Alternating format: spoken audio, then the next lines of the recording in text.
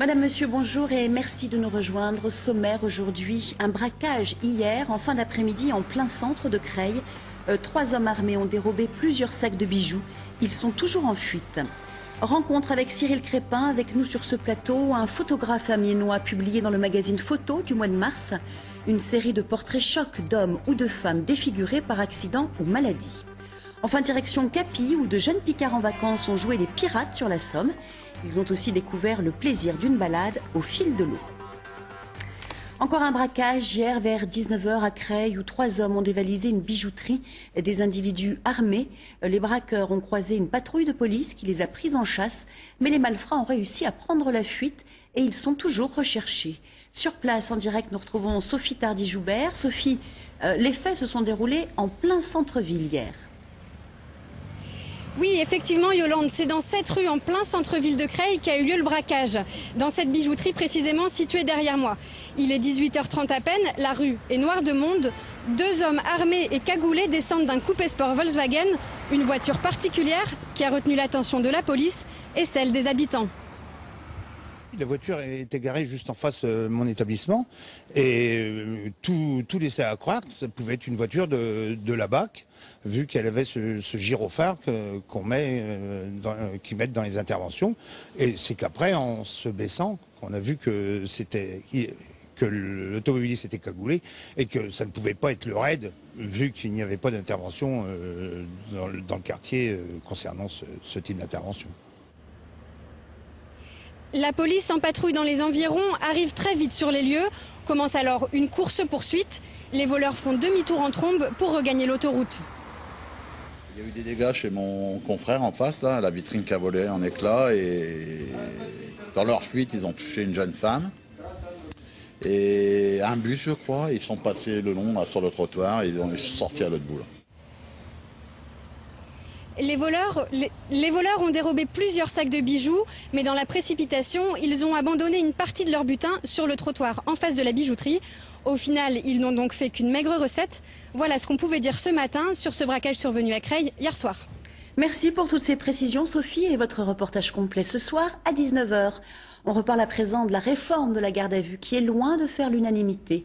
La fronde prend de l'ampleur chez les avocats, lesquels doivent être désormais présents tout au long des auditions, mais réduits au silence et dont les conditions de rémunération ne sont pas très définies. Résultat, c'est la grève du zèle. Ainsi, à Compiègne et Senlis, les robes noires ont décidé d'attendre le 1er juin pour appliquer la loi. Vincent Rénal, Jean-Louis Crossy. Pas question de se plier aux nouvelles règles de la garde à vue avant l'heure pour les avocats de l'Oise. Les 73 défenseurs du barreau de Compiègne ont décidé d'attendre le 1er juin, date d'application de cette loi, pour s'y soumettre. Même constat au barreau de Senlis. Jusqu'à présent, les avocats pouvaient s'entretenir avec leurs clients 30 minutes en début de garde à vue. La nouvelle formule leur permet de les assister pendant toutes les auditions, mais sans pour autant pouvoir prendre la parole. Résultat, c'est toute une profession qui rechigne à appliquer une réforme qu'elle a elle-même réclamée. La profession a réclamé tout à fait cette réforme, mais la profession a réclamé la possibilité pour l'avocat de jouer un rôle de défenseur dès que la personne est arrêtée et privée de sa liberté. Aujourd'hui, la loi telle qu'elle a été votée ne permet pas cet exercice fondamental pour l'avocat d'une fonction de défense. Autre point de contestation au sujet de cette réforme, l'aspect financier. Il a été proposé aux avocats commis d'office pour assister des gardés à vue, 300 € bruts les premières 24 heures et 150 € les 24 suivantes, quand la profession réclame nettement plus. Mais en attendant l'entrée en vigueur de la nouvelle loi, aucun texte ne prévoit ni ne fixe clairement leurs conditions de rémunération. Il n'y a aucune enveloppe aujourd'hui prévue. C'est-à-dire que si notre bâtonnier nous désignait, ce qui n'est pas le cas, elle vous l'a expliqué, nous désignait pour intervenir, eh bien aujourd'hui, elle n'a pas de quoi nous payer. Je ne peux pas intervenir gratuitement. Alors, parce que je ne fais pas du bénévolat, mais parce que c'est mon métier, parce que j'ai un cabinet à faire tourner, une entreprise à faire tourner. Dans ce climat de défiance vis-à-vis de la chancellerie, le dossier réforme de la garde à vue est peut-être loin d'être bouclé. Une mobilisation nationale des avocats est d'ores et déjà prévue le 4 mai. Direction Blangy-sur-Bresle, entre Picardie et Normandie, à la découverte de l'entreprise Metra, un site qui s'est spécialisé il y a quelques années dans la fabrication de pièces aéronautiques pour éviter la fermeture.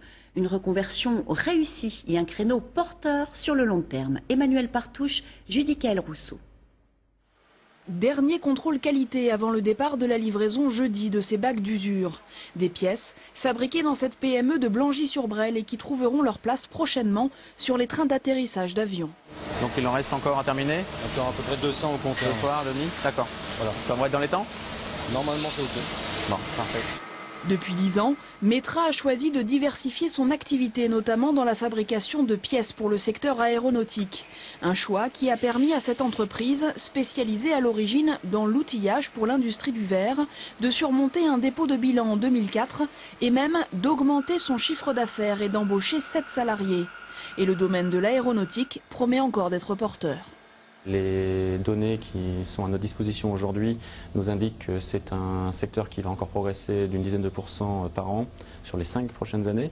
Donc je pense qu'il y a encore de la place pour d'autres et nous on espère en tout cas améliorer encore notre position par rapport à notre position actuelle. L'entreprise de 102 salariés tente aujourd'hui de se qualifier pour de nouveaux projets comme les programmes de construction de modèles d'avions. Si elle remporte d'autres marchés, 2 postes supplémentaires seront à pourvoir d'ici la fin de l'année.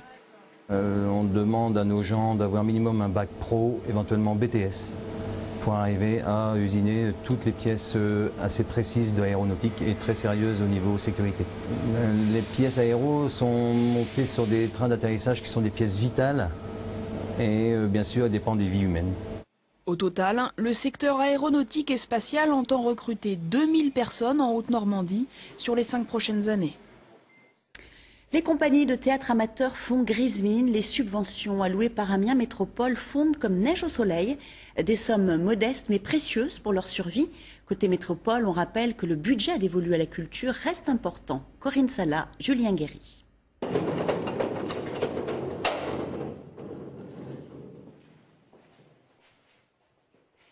Alors voilà, c'est ici le local entrepôt de Les Arts Décadents.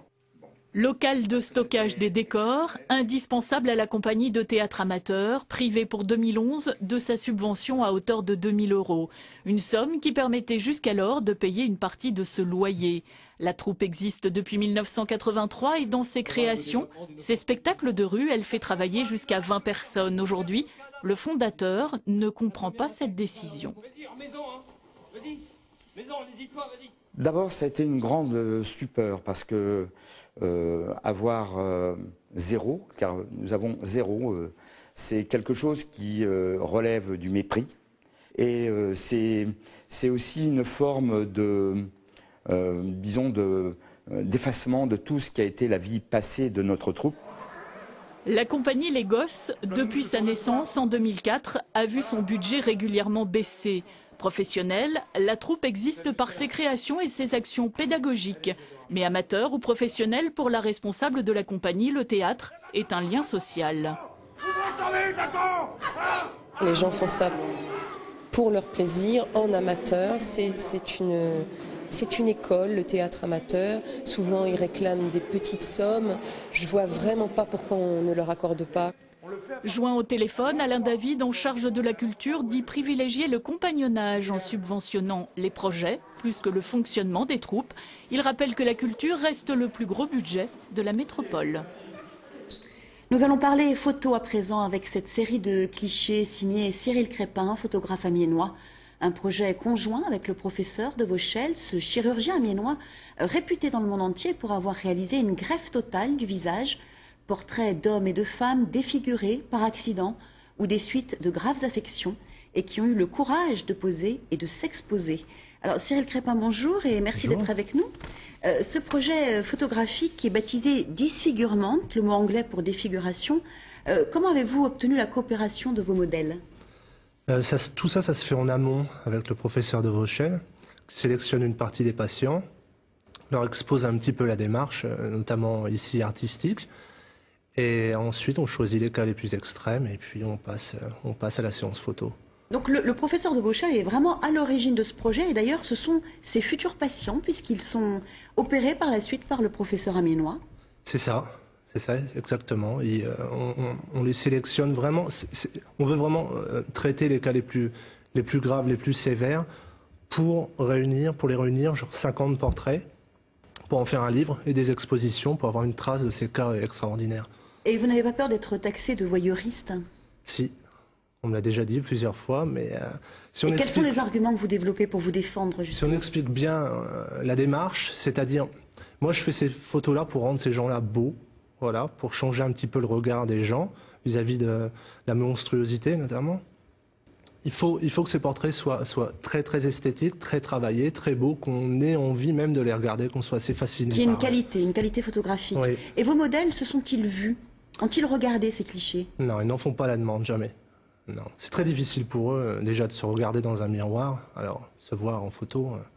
Alors bien. Vous, la première fois que vous avez été en contact avec l'un de ces modèles, quelle a été votre première réaction? De la répulsion? Oui, c'est le mot, c'est de la répulsion, une envie de partir immédiatement de la salle d'examen et puis de fuir. On est confronté à c'est l'abîme. Et aujourd'hui, votre regard a changé justement sur ce qu'on appelle la beauté? Oui, en approchant, parce que ces gens-là sont cachés en permanence. Ils ne sortent pas, on ne les voit jamais, on ne les voit plus jamais dans les livres, nulle part. Avant, on les voyait, c'était des monstres de foire. C'est triste de dire ça, mais c'est la vérité. Et non, on ne s'habitue pas, on accepte. Et on se dit que le beau, il peut être là-dedans aussi. Et vous voyez l'être humain derrière cette façade abîmée, on va dire. Il n'y a plus que ça qu'à voir. Il y a le regard qui reste. Le regard reste toujours. Enfin, un tout dernier mot. Posé devant un objectif lorsque son visage est détruit, est-ce que vous parleriez d'acte de courage? Je pense, oui. Ouais, entièrement. Il faut être courageux, il faut avoir conscience qu'on n'est pas différent de quelqu'un qui n'a pas eu d'accident, qui n'est pas malade et qu'on peut se montrer. Cyril Crépin, merci d'avoir répondu à notre invitation. Merci à vous. Ce soir à 18h40, l'émission Quoi de neuf s'intéresse aux centres équestres qui ont le vent en poupe. Effet de mode ou réel attrait pour le cheval, Jean-Paul Delance et Gérard Payen sont allés enquêter à Essertot dans la Somme, un centre créé en 2006, lieu exceptionnel dans des écuries 18e, où le nombre de licenciés ne cesse de progresser. Regardez. Mercredi, c'est le jour préféré des poneys. Dès le matin, ils retrouvent leur petit cavalier. Après une rapide toilette, c'est parti pour la première leçon. Voilà, quand je dis top à la brosse, on part au trot, on vient au milieu pour attraper la brosse. Autour du manège, les mamans ne ratent rien du spectacle. La plupart attendent patiemment. Lynn accompagne Emerance et prend la chose avec philosophie. Et après, si vous êtes super fort... C'est pas du tout une contrainte. Pourtant, moi, je suis pas trop passionnée par le cheval, mais pour moi, c'est un plaisir de l'amener, d'être au contact d'autres personnes. C'est vraiment très bien. Céline, cavalière dans sa jeunesse, en profite même pour se remettre en selle. Oui, après 20 ans. Le samedi soir, donc ici, dans ce club, une reprise adulte, vétéran, on va dire, les vieux avec plein de courbatures. Et puis c'est super sympa, quoi. Ici, c'est convivial, je suis contente, une ambiance amicale, vous voyez, c'est familial, c'est vraiment très sympa, quoi. C'est vraiment un club où il fait bon vivre, quoi. Cette ambiance chaleureuse, François Herlot en est très fier. Il gère ce club qu'il a créé en 2006 avec un objectif, briser l'image un peu guindée qui colle encore trop souvent au milieu hippique. Donc les gens viennent, il faut qu'ils s'amusent. On les incite également à rester le soir, à boire un coup, à créer des échanges entre les différents adhérents du club, que ce soit au niveau des adultes, au niveau des enfants.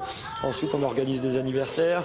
On essaye d'avoir des groupes assez homogènes pour que les enfants s'entendent bien et qu'ils soient capables de discuter entre eux et de se sentir épanouis tout simplement. La recette fonctionne bien. Le club enregistre environ 10% de nouvelles recrues par an. Chacun a envie de s'investir pour le bien-être de tous. Ici, c'est une même passion qui guide les gens. Le cheval est plus qu'un simple animal.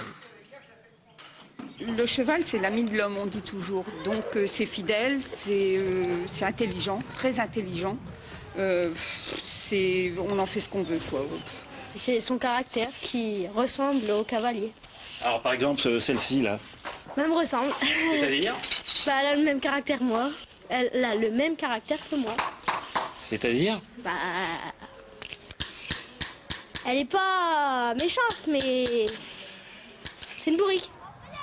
Carrière, promenade, saut d'obstacles, le programme de la journée est chargé au point qu'une question s'impose. Le seul qu'on n'a jamais vu à cheval de la journée, c'est vous. Ouais, bah, ça laisse pas trop le temps, une structure à faire tourner, des cours à donner, des chevaux à s'occuper. Bah, ça laisse très peu de temps pour monter, donc je dirais qu'une fois tous les 15 jours, ou on essaye 2-3 fois dans le mois. Mais rarement plus, pour manque de temps, tout simplement. Dernier atout non négligeable, le village retrouve une saine animation grâce à ce centre équestre. Et après le cheval, les pénichettes de jeunes picards en vacances ont eu la chance de descendre le canal de la Somme au départ de Capy. Déguisés en pirates, ils ont découvert avec bonheur les joies d'une promenade au fil de l'eau. Sophie Crumont et Aurélien Barège étaient à bord avec eux. Alors on embarque! 4 pénichettes, 25 ados entre 11 et 15 ans en vacances dans la vallée de la Haute-Somme. Le collège, les cours sont déjà loin derrière, ils n'ont jamais navigué, mais tous ont une mission sur le bateau. Transformée en pirate, la rivière d'habitude si calme s'anime très vite à leur passage. Je cherche fortune tout autour du chat noir et du chat noir. Écluse! En fait, tu vois, il faut que ton regard il soit loin. Parce que quand tu es loin, tu vois si la proue du navire, elle va à gauche ou elle va à bord ou à tribord. Déjà, il faut connaître tribord d'abord, que je ne connais pas bien. Enfin, c'est quoi tribord? Tribord, c'est gauche. Non. Voilà, ça change la vie sur l'eau. C'est une autre vision, quoi, parce que déjà c'est lent. Voilà, c'est vrai qu'aujourd'hui on va trop vite, trop loin tout le temps. On est toujours en retard et tout. Alors là, on avait prévu d'être à Corbie le midi. En fait, on va y être à 16h, mais on s'en fout parce que c'est trop bien, parce qu'on voit la nature, parce qu'on est sur l'eau, parce que les jeunes sont contents. On peut voir des animaux, on découvre le paysage. Puis c'est agréable au soleil et tout. C'est comme une mini-maison, quoi. On a des chambres, on a des toilettes, une salle de bain, on a la cuisine et tout ça. Les vacances, au rythme des écluses, l'embarcation ne dépasse pas les 6 km/h. Un camp itinérant où chacun participe aux tâches incontournables, ponctuées par des haltes dans les campings de village. 5 jours où elle est vraiment plus belle, la vie. Chez nos voisins de Berck, la poésie aérienne des 25e rencontres internationales de cerfs-volants continue. Spectacle dans les airs et sur terre aussi, avec des animations pour tous sur la plage. Exemple avec ce jardin du vent qui connaît un grand succès. Claire Chevalier, Laurent Pénichou. Dans les airs, les cerfs-volants. Sur terre, un jardin du vent. D'étranges objets qui tournicotent au gré des humeurs des halls. Ça donne une ambiance joyeuse sur la plage. C'est ça que je préfère, ça donne de l'animation. Un peu plus loin, le vent s'amuse aussi avec une bien jolie prise. Dans les mailles d'un immense filet, un drôle de banc de poissons. Il s'agit en fait d'un filet à vœux qui grossit au fil des jours. Et t'as écrit quoi comme vœu? Je souhaite avoir ma marraine pour mon anniversaire. Et des vœux, on en fait autant qu'on veut. En numéro 1. Que j'aille beaucoup de chevaux. Je viens d'accrocher un petit mot pour ma petite fille, qui a 7 mois. En numéro 2. Que papa arrête de fumer. Peut-être une petite fille, une petite sœur à Marius, peut-être. En numéro 3. Que maman dise oui pour que j'aie des boucles d'oreilles. Mais en matière de vœux, à chacun sa religion. Un vœu, ça se partage ou pas. Je peux pas vous le dire. Chut. T'as pas envie de me dire ton vœu? Non. T'es un amoureux, toi? Non. C'est même pas ça? Non. En tout cas, la tentation est grande d'aller fourrer son nez dans les souhaits des autres. Ça concerne surtout leur famille. Je veux le boulot, je veux mon BTS. C'est mignon, c'est mignon. Vœux pour soi ou vœux pour des proches, tous tutoieront les nuages ce week-end accrochés à un cerf-volant. Voilà, avant de vous quitter, je vous rappelle la principale information de cette édition. Encore un braquage hier vers 19h à Creil, en plein centre-ville, où 3 hommes ont dévalisé une bijouterie. Des individus armés arrivés dans une voiture équipée d'un gyrophare. Les braqueurs ont croisé une patrouille de police qui les a pris en chasse. Mais les malfrats ont réussi à prendre la fuite. Ils sont toujours recherchés. Quant au butin, il est en cours d'évaluation. Voilà, prochain rendez-vous avec la rédaction de France 3 Picardie, 18h40, avec Thibaut Risman et Dominique Patinec. Passez une excellente journée sur France 3. Au revoir.